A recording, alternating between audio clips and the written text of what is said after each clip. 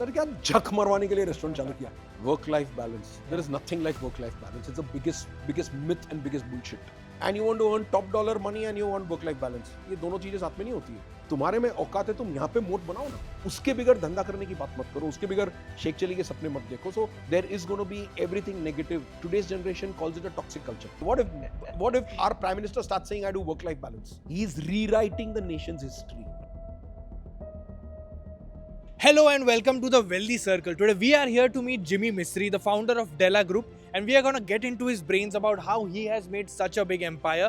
We're going to see what are the mistakes that he made, see if we can learn something from it, and we're going to take advice for the younger generation so that they can build something like this. Hello sir, welcome to the Wealthy Circle. It's a pleasure having you over here. The core intention of doing this conversation is for the younger generation, for them to understand what it takes to build something from scratch. It's my pleasure being on your channel. I love sharing my story because I firmly believe the more you share, the more you grow.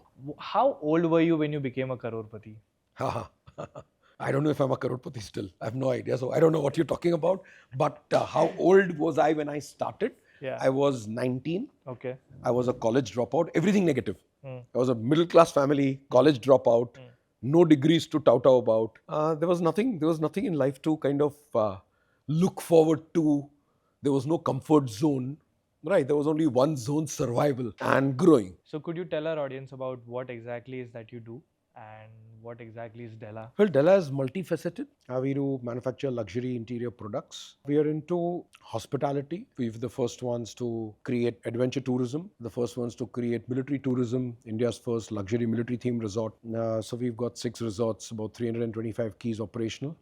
We run a DLC guide, which is like a Michelin guide. So within each Della township, we're creating these outlet malls. And by the way, the last creation that we are doing is Della townships per se. I mean, it's a multifaceted organization. I love designing products. I love designing projects. I love designing hospitality. And I love basically disrupting and changing anything where I enter. I'm always looking for a challenge, how to rise and shine. Because you may be a stone, but I love to cut it, polish it and shine. If I'm designing offices, I want my offices to be the most cutting edge offices in the world. If I'm designing a home, I want it to be the most relevant home in the world. If I'm designing a television station, 90% of India's television stations have been designed by me. I want them to be different. So you get good at doing what you do. So I usually ask this question a lot later in my interview, but with your enthusiasm, I really want to ask you, if you don't mind me asking, how old are you? So I was 19 when I started, right? Okay. And I've been at it now. This is the 30th year. Oh. So that gives you some kind of an idea, but that's not the hidden thing. I think it's not to do with the age; it's more to do with the mindset that you kind of make yourself. So there is a common story of how you nurture your skills and become good at doing what you do. So if you're a liar and you keep lying, you become a professional liar. You just lie for the heck of it, right? Yeah. If you start abusing with your daily dialect, you get damn good at it because you manage to put in 3 galis in one sentence, right? And you get good at doing it. Now, if you are an aggressive person, you get to display your aggression, and you know how people behave when you are aggressive, and you get good at doing, and more people are scared of you the more you are aggressive. What I'm trying to drive a point is you get good at doing what you do. You're a content creator, create the finest content and benchmark your content against the world's best. Without that, on your own, you're like a frog in a well. वो मेंढक कुएं में कूद रहा है, उसको मालूम ही नहीं है दुनिया क्या है. Nothing comes overnight. Any entrepreneur says, I'm doing this. So I told you a couple of businesses that I'm doing. Believe me, the journey has been super difficult. Super means लोहे के चने चबाने वाले difficult है. It's not easy. And none of this would have happened had I taken my baby steps. But before I take a step, the idea is brewing in the head for 5 years. Nothing comes overnight. Today's startup world thinks कि आज कुछ सोचा कल किया. ऐसा नहीं होता है. So if I say Della Leaders Club, New York, it sounds very fancy. 5 साल लगे.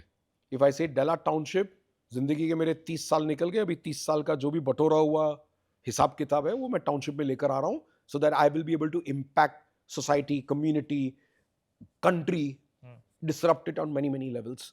Right? Factory sounds very fancy. I've got 2 plants in Daman and 1 in Lonavala, all that. भैया प्लांट किराए की फैक्ट्री लेके 2000 फुट के workshop में carpenter की पेटी से काम चालू किया था. What's the most amount of money that Della has made in a single year? I think making money is a byproduct, but this year has been by far the most fantastic. If you look at the current news articles that are there on Della Township, we are launching 20,000 crores of gross developable value in real estate. Okay. And it's a difficult work. It's a work in motion, in progress. Each day it's a new challenge. We hope to close even 6 or 7 of them, and we'll achieve our target of 20,000 crores of developable value. Doesn't mean 20,000 crores comes in. It's unbelievable what our country is offering today in startup ecosystem. Opportunity is incredible compared to anywhere else in the world. The $7 trillion, $10 trillion economy is in the making, and this generation is going to witness it. So, sir, when you started Della, what were the initial challenges that you faced? How hard was it to convince people around you, because in the initial stages of starting a Very business, difficult. Being a non-qualified architect, I was rejected by people 10 times. In competition, when I would go with my presentation to a client, other architects would be telling them that, oh, you're inviting non-qualified architects to present. People would run me down. I remember my first architectural award when I went up on stage. The rest of the architects were giving me the stare and the look. It's like, fuck you, you don't belong here. I have never given importance to people around me. Good or bad, when somebody appreciates me, my reaction is the same. When somebody criticizes me, my reaction is the same. मेरे को तेरे से क्या लेना देना है? How do you impact my life? Right? If this statement comes from somebody who's achieved something, I will give it a deep-rooted thought. Right? If a Sanjeev Bajaj tells me that you're doing too many things, narrow down, I'll of course listen to it. I may still do the other way around, but I'll respect it, listen to it.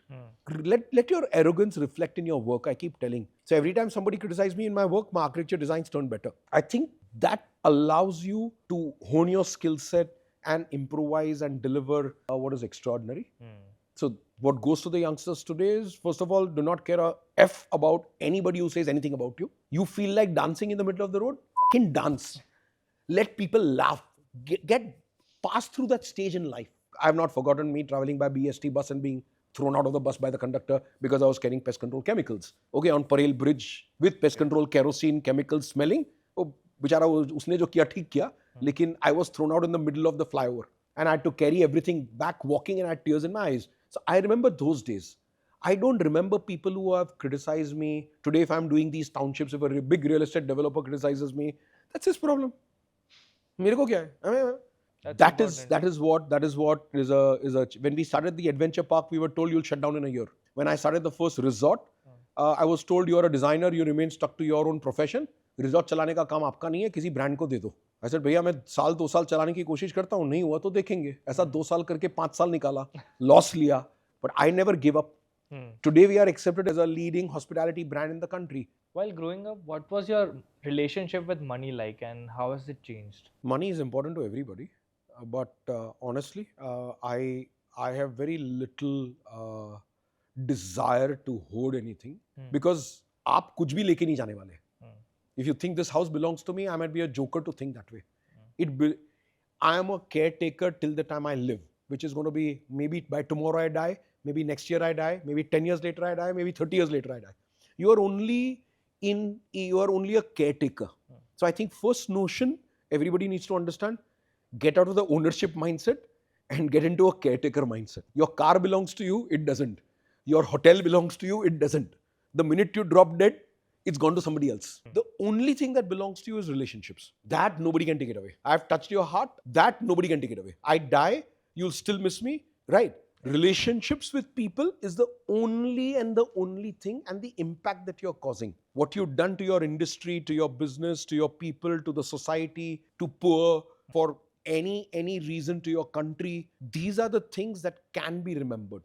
Sir, if everything went away tomorrow, do you think you'd be able to build it all again? Again, that's for destiny to decide. But even if everything goes away, none of my relationships will go away from my side. Today, I have a couple of clients who were at the peak of their careers, and today they are gone. Subrata Roy Sahara was my client. I've designed a lot for him. Unfortunately, he's passed away. Vijay Mallya is no longer in India. A lot of people who I've seen around him, ass-licking him, or being his best friends, the minute he was gone, he had his downfall, were the ones who were abusing him the maximum. I've always stood by him and I've always said that he was the most hardworking entrepreneur I've come across in my career. I've seen him create brands. He was a brand genius, right?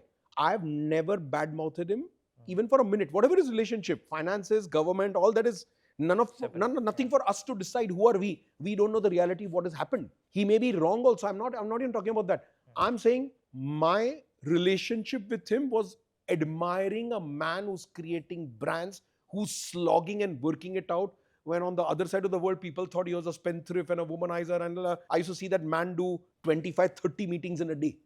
Raat ko 3 baje tak he was slogging his butt out and doing meetings. Right. People didn't see that side of it. But I've seen entrepreneurs who've created wealth, who've created organizations, beautifully run companies, and I've seen life in a very different way. So for me, it's extremely important to nurture your relationships with people and make them honest and straightforward, because that is what you die with. Sir, what is it that you are doing differently with Della that is making you stand apart from your other contemporaries? So Della Townships is a revolutionary idea. First of all, in real estate, asset-light model didn't exist in India. We are the first RE asset-light company with this kind of a volume of, like I said, 20,000 crores of gross developable value this year between our 11, 12 townships. So there's a township with a racecourse theme. There's a township with a global BFSI foundation theme. There's a township with a carbon neutrality, sustainability, ESG foundation. There are different themes and different purposes. I learned from China during my travels to build purpose-built townships. And for them, everything is purpose-driven. So there's a ceramic city, there's a marble city, there's a light city, there's a city for faucets, there's a place which is known for everything. And I think that's what I'm trying to deploy in luxury living in India. Most importantly, the townships are very different because these are salutogenic living townships. Salutogenic is a word that we are using with the first real estate company in the world. Purpose kya hai iske piche? Purpose is simple. If you come and move into the township, the number of years in your life would increase, or longevity. Or, and that's even more important to me, is the quality of your years that you live will improve drastically. Okay, so simple things. There's nothing, no rocket science in it. But there is a science, and all our townships are fundamentally designed on salutogenic living, biophilic architecture. What is that, sir? So biophilic architecture is bringing nature inside in architecture. How do you feel you're in a forest? How do you feel you're in a garden? Again, it's mindfulness zones. Connecting us to the nature. Absolutely connecting to the nature by virtue of the design DNA. And that's paradigmatically different compared to any other developers.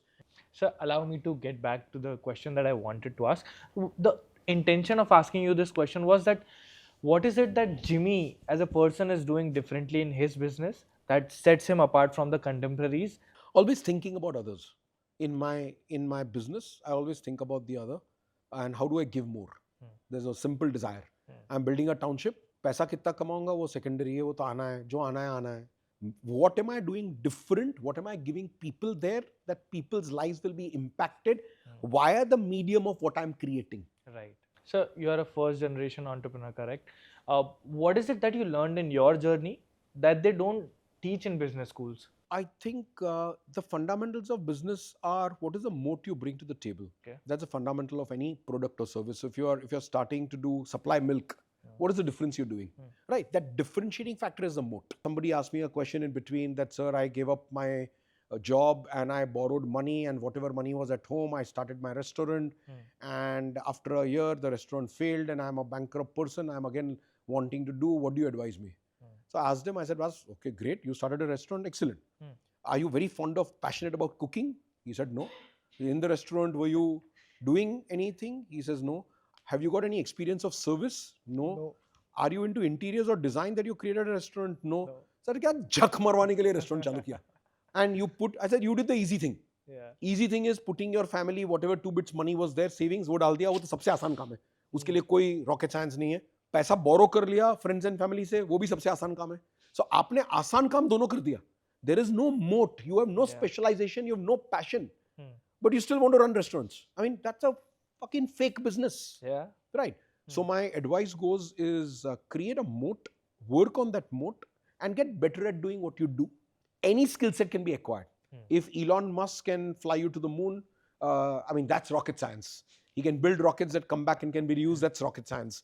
Here, we are mere mortals on earth working on simple things in life. Create a moat. He's created a moat there. वो तो rocket भेज के वापस लाके reuse कर रहा है. तुम्हारे में औकात है, तुम यहाँ पे मोट बनाओ ना. उसके बगैर धंधा करने की बात मत करो, उसके बगैर शेख चली के सपने मत देखो. So come back on ground earth and create a moat. Hone your skill sets, acquire the knowledge. He self-taught himself to be what he is today. Right? Acquire that knowledge, work on it. And I think he's the best living example to prove that you don't need to have a college degree to do what it takes to do. Yeah, absolutely. Right, and many more like him, but he's of course an epitome of doing what he does, along with all his madness. But I guess that madness comes as a part and parcel of doing something at that level. Yeah. Only he knows what he's going through. In our small businesses here and there, what we do, we realize that working 18 hours a day is not enough, and we are still trying to figure out how much to improve our product and services and how to stay ahead of the curve. Sir, today's generation frowns upon the fact, upon 9 to 5. They always look at it in a bad way that if I want to do something different, I wouldn't do 9 to 5. So what is your stand? Let us address the elephant in the room. Work-life balance. Yeah. There is nothing like work-life balance. It's the biggest myth and biggest bullshit. Okay. Right. I'll tell you why. Ask any high-performance people. Let's start with the Indian cricket team. Do they have a work-life balance? वहाँ तो आप पूछते नहीं है सवाल work-life balance का. Right. Any high performance and balance can never come together. Extreme performance comes with its own set of challenges. You want to be mediocre? Ask a marathon runner who's doing marathons. Work-life balance. वो कर ही नहीं सकता. वो तो सवेरे 4 बजे बेचारा उठ के भागेगा नहीं, ट्रेन नहीं करेगा, तो परफॉर्मेंस. तो how does it become work-life balance? Exactly. वहाँ you are accepting it. Only when it comes to earning money, you want work-life balance. And you want to earn top dollar money and you want work-life balance. ये दोनों चीजें साथ में नहीं होती है. ठीक है? At the same time, every startup is a high-performance area.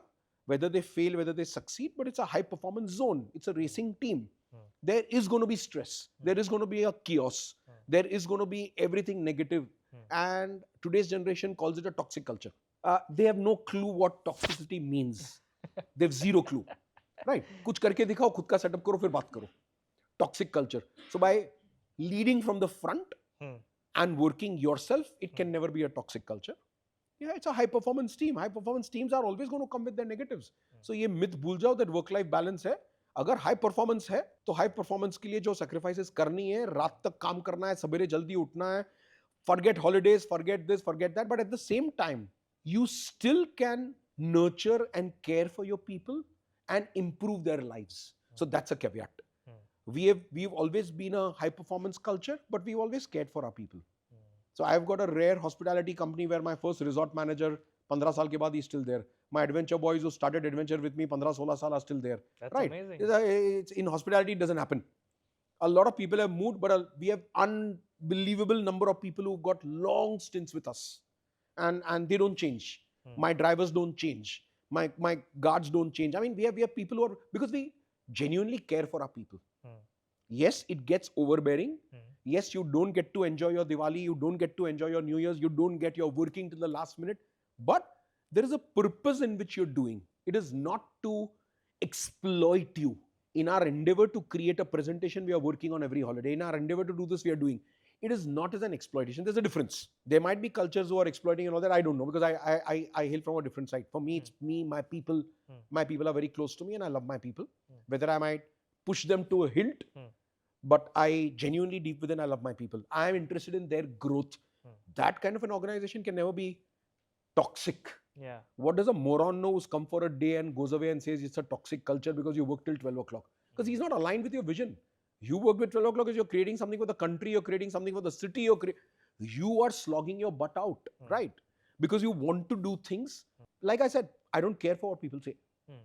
And my advice to youngsters is work-life balance. Yes, there has to be some balance. You have your responsibilities towards your children, towards your wife, towards your parents. Don't shrug your responsibilities. But at the same time, if you're achieving something, don't feel guilty about it. Lekin ye myth of balance bhul jao. High performance zone is high performance challenges. Low performance zone is low performance. And then you can have your comfort. Right? So you'd select very clearly and be true and honest. Don't be a hypocrite that you want comforts of life, but you want top dollar to be paid. Elon Musk's salary of $1 trillion has been approved by the board. It's not been approved for nothing. I think he deserves it. A lot of people are saying, oh, he's taking $1 trillion. Because he deserves it. He is creating trillions for the organization, so he's taking it. What is bothering you? तुम भी करो ना. तुम भी उसके जैसे 22 घंटा काम करो. तुम भी नरेंद्र मोदी बनना है तो तुम काम करो ना non-stop. He though doesn't say I do my work-life balance, right? What if our prime minister starts saying I do work-life balance? Yeah. He cannot contribute to the nation. He's changing the nation's history. He's rewriting the nation's history. Right? And that comes with dedication, that comes with hard work, that comes with sacrifices. It doesn't come with comfort. What is the number one mistake that you see young entrepreneurs, young founders doing? Consistency and moat. They don't have a moat in their thought process. Moat has to be within the DNA of your human being, and this should be taught in schools and colleges. There should be a moat. Every human being is here to deliver something to the world, to the city, to the country, to the people. I think that if it is there, that's a mistake people make. The second mistake they make, they think everything can be done overnight. They don't realize it takes years and years and years and years. So consistency and moat. These are the two secret sauces that need to be there for any success. So what's the best piece of advice that you've ever received? I've received a lot of advice from people, and I have not listened to those advices. So I think the best piece of advice I can give to youngsters is listen to everybody, reflect on it, but do what your gut says. Because at the end of the day, your conviction is known to you, not to others. Do you read books or watch podcasts? I do, not as much as I would want to do. Any books or podcasts that you could recommend to our viewers in terms of business? I think there's Joe Rogan's podcast with Elon Musk. It's a 3-hour podcast. It's a must for people to hear and listen and implement, make notes out of. Narendra Modi's new book has come, and I was fortunate enough to be there for the launch. It's been authored by Burgess Desai. I think that's fantastic. It's a must read. And one book that everybody must read is For the Love of India by Jamshedji Tata. Every Indian who aspires to be an entrepreneur or is a visionary or thinks of himself or herself as a visionary should read that book. What did that man dream 120 years back, and how did he lead India in different dimensions, be it hospitality, textiles, social sciences, sericulture, so on and so forth, right? So अगर 120 साल पहले वो इंसान इतने बड़े सपने देख के अमल कर सकता था, so today तो you have everything in the world to do it. At this age, I just want to understand what is it that you do apart from the work do you do to keep yourself so physically and mentally active? I'm constantly learning like a sponge. I'm constantly benchmarking myself from with other achievers and super achievers to understand what wrong am I doing, how can I pivot, how can I improve, how can I learn new things. I wish I could spend more time and learn more about AI. I keep learning as much as I can, but I don't think it's enough. I need to have, now it's come to a time where I need to have dedicated time out of my schedule to learn about AI. Because it's no longer thoda bahut idhar dekha, udhar dekha, and you can absorb. It's gone far more advanced. And I think each one needs to learn about it more and more and more as much as we can. That's the future. Keeping myself, I think spending some amount of quality time with family and with my people who are close to me. I do that on a daily basis. And that's what keeps me going. And so one last question. You mentioned about, spending time with, working with people like Vijay Mallya, Rajiv Bajaj. What is it about people like them that sets them apart and that has made them reach to the point where they are right now? What is Each leader is independent. It's unfair to compare anybody like that. But these are legends. And they've become legends with their ways of thinking, ways of work, being ahead of the curve, being visionaries, thinking on behalf of the creating an institution and not just personal wealth creation. I think that's the biggest differentiator. So any entrepreneur who dies, the only thing that comes to my mind is what has he left behind in his legacy for देश के लिए कुछ किया नहीं किया, गरीबों के लिए कुछ किया नहीं किया, society के लिए कुछ किया नहीं किया. Fuck you, I don't care. And if you've done any of this, I respect you, I mourn your death, and kind of I would remember you in a good way. That's some great advice. Thank you so much for your time. My pleasure speaking to you guys. Before I let you go, I just want you to look at the camera and share a message for the young entrepreneurs, the younger generation, all the people that are watching. So my message to you is loud and clear. Reflect on it. Two secret sauces. One is, in your ways of thinking, develop a moat. A moat is nothing but a differentiator. आपको जो भी life में करना है, whatever you want to become, you want to achieve, you want to manufacture, you want a product, you want a service to create, you want a business to create, think how different is your business, your product or service compared to, first, competition in India, Second, competition at a global level. Exceptionality will shine. Mediocrity will kind of stay where it is. Second secret sauce is be consistent in doing what you're doing. Don't overdo one day and stop doing it the next day. So if you're going to run a marathon, run every day of your life. It's going to take a lot of pain by the time you achieve running a complete marathon, and then you compete. Don't start doing it for 15 days, 1 month, 2 months, and then let your demotivation take over, let naysayers' advice take over.